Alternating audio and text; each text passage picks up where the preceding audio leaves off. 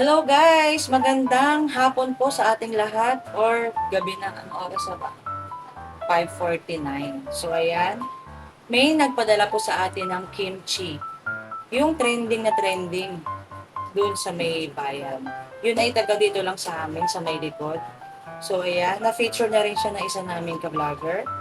So, bago ko tikman tong kimchi nila, ay sasabihin ko muna sa inyo yung presyo. So, yung 1 kilogram ay nagkakahalaga lang ng 280. Yung 400 grams ay nagkakahalaga ng 100 pesos.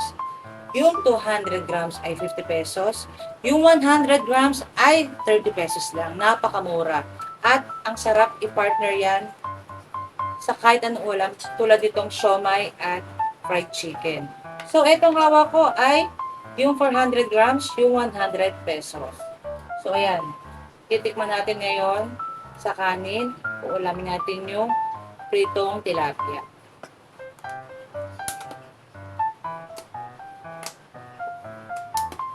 Ano? Aamoy ko na. Ito ay parang atsara din.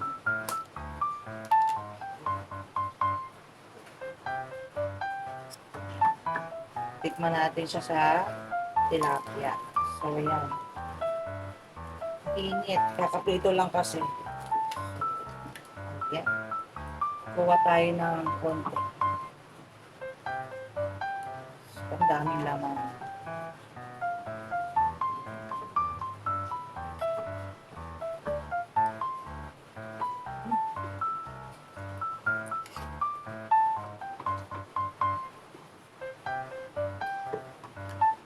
Masarap siya dito sa tilapia.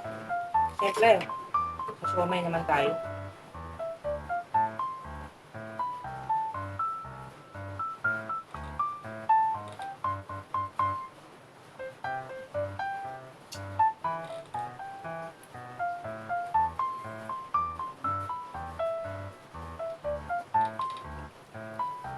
Sarap. Grabe, ang sarap ng kimchi. Sa fried chicken naman. Ito, wala pa yata ano nito sa manok. Pero nakita ko to siya sa FB.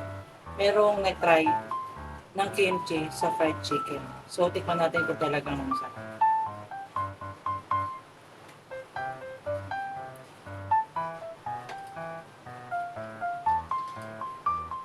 Mm,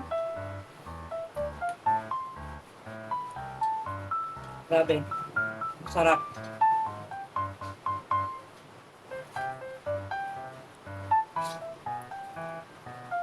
Masarap. Ayan yung kimchi nila. Kahit saan pwede mo i-partner. Masarap at maanghang. Sa mga mahilig sa mga maanghang, ito pwede to sa inyo. Sa mga nakikrave ng mga kimchi dyan. So, ayan, hanapin nyo lang si Kuya. Ngayon ay doon siya nakapwesto sa may labas ng Municipal Hall. 3 to 9 p.m. nyo siya makikita doon. So, ano pa hinihintay nyo? Order na kayo sa kanya na Korean kimchi.